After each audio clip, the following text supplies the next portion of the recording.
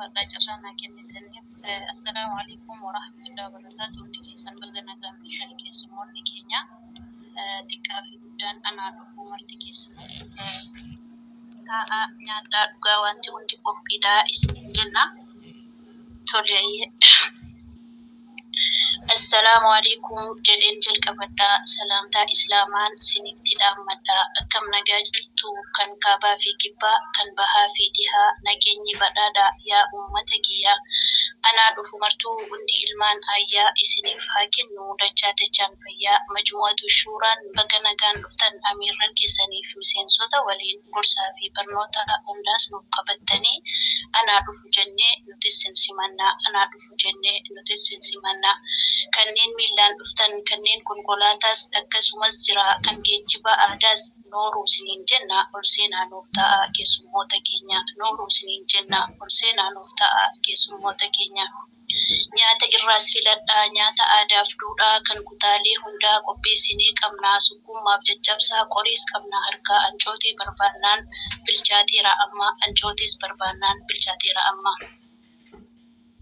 Gaalaa fi hoolaarraa dukkus daballeerraa piizaa fi hamburgerii isin filadhaa keessaa. Dhugaatis barbaannaan aannanii fi dammaa ispiraayitiif koolaanis irraan dabalamaa qophiilee bohaarsoo hedduu harkaa qabnaa shaashaa nuuf jedhaa keenya guyyaan har'aa jechuudhaan dubbataa markatni yeroo dagil jenna. Baarakallaahu lakumaa nasiruu fi nuseebaa baganuuf milkooftan wa baaraka aleekumaa wajimaa beenakumaa fi kheer siniin jenna. Ergan kana jedhee gara dhimma kiyyaatti tarkaan fadhee yoo rabbiin naaf fedhe nasruu kiyya qaalii haqa haadha manaa kee eegii fi sirriitti dubartiin amaanaadha hin dagatiin ati dubartiin amaanaadha hin dagatiin ati. Atis yaa nuseebaa haqa isaa eegii ofumarraa beekii hoo jannatu kee ammallee azaabu kee jecha ergamaa rabbiitii kan hin qabne fagii jecha ergamaa rabbiitii kan hin qabne fagii. Karaan wal bartanis karaa keerii irratti jiruun keessan eebbaa baraa amma baraatti horaa bulaa deebanaa ilmaaf intala horaa bulaa deebanaa ilmaaf intala horaa waa'ee guddisa ilmaaniirraa waa xiqqoon dubbadhaa gurra naaf argisaa. Guddifni ilmaanii addunyaa ijaaraa addunyaa kufaatii fi hiyyummaa baraaraa badhaadhina jiruu milkeessuuf bu'uuraa karooraan guddannaan addunyaa ijaaraa karooraan guddannaan addunyaa ijaaraa. Ilmaan guddifachuun kaayyoo guddinaatii islaamummaa keessatti bakka guddaa qabdi guddifachuu jechuun hubatamuu qabdi. Eessarraa eegaltii eessatti dhaabbatti eessarraa eegaltii eessatti dhaabbatti. Abjuu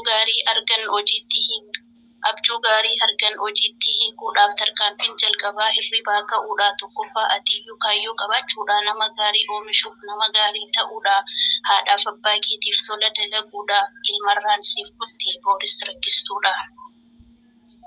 Kanaaf ilmaan gaarii oomishuuf karoorsi haadha ilmaan keetii filadhu mee dursii kaayyoo itti deemtu barsiisitti aansii kallattii galma keetii itti agarsiisi jaalala diin islaam onneetti facaasi jaalala diin islaam onneetti facaasi. Akka isheen taatu haadha kaayyoo beektu kan kaalidiin deessu kan hamzaa oomishtu haadha sammuu ilmaanii ganamaan ijaartu akka daa'imman ishee qur'aanaan guddiftu kan karaa qajeelummaa irratti ganamaan bobbaaftu. Haadha manaa keetii karaa wal fuutaniin adeemsa shari'aa sunnaa rasuulaatii kanatti aansuudhaan halaala sooradhaa kaaliqa sodaadhaa isatti hirkadhaa. Moggaafni maqaallee sirriitti ilaalamaa maqaa kaayyoo qabu filachuun dirqama moggaas har'aatiin boorullee yaamamaa maqaa akkaan bareedu maqaa filatamaa kan isa kakaasu akka ga'uuf galmaa kan isa kakaasu akka ga'uuf galmaa. Nan jira ni joo sagaleen ku jira.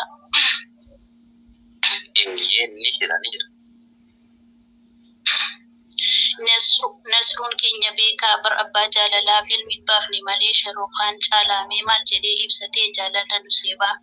Yaanni koosi qofaa galgalaaf ganamaa balballi onnee koo furtuu keen banamaa jaalalaan na seentee onnee koo mooteettaa guutummaa qaama koo kee qofa gooteettaa guutummaa qaama koo kee qofa gooteettaa. Hidhaan jaalala kee sansalata cimaa keessa koosin dhoksuu dhageessittan himaa ati qaroo kootii somba kiyyaaf tiruu si malee jireenyi tasanaaf hin jiru. Si malee jireenyi tasanaaf hin jiru. Si argachuuf jecha gaaraaf godhan bu'aa akka tasaa dhufus bakka keenan du'aa si dhabee jiraachuu hin danda'u ani akkuma goobantee onnee keessanaaf banii akkuma goobantee onnee keessanaaf banii.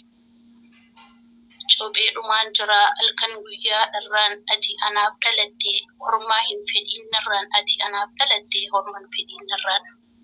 Giifti dureen keenyas ni jettee nu seebaan sin jaalladha jaalallee koo jaalallee kiyya ganamaa si qofaafan gadi dhiisee onnee fi laphee koo banamaa si malee naaf hin sifaa'uu hagamillee nyaadhu nyaanni yoon si dhabe soofee na balleessuuf jedha yaanni.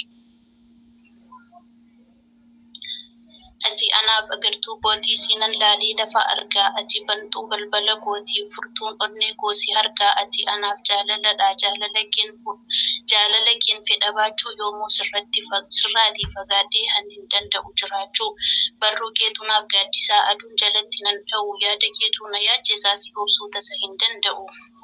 Caalchifadheen warra kaanii laphee koo keessa si kaa'adhee akka qurxummii bishaan dheebottuuttan si dheebodhee.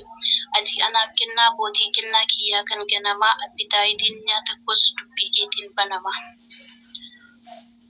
Guggulaalee hungulaalee macca danuu jiru keessaa ergan fo'ee si filadhee fakkaattii kee hin argu eessaa. Angita kee hoomaan dhabee eenyuunuu si madaalchisee sin jaalladha yaana siruyyee lubbuu kiyyarra caalchisee. Egaa walaloon koo asitti xumuraa maqaa koo barbaannaan simboonii Wallaggaa markazni koos kunoo asuma rooda jannaadha. Ustaaza koos feenaan Ustaaz Anwaar Ibnu Khalifaadha. Doogara jiruuf na of kolchaa. Galatoomaa ulfaadha.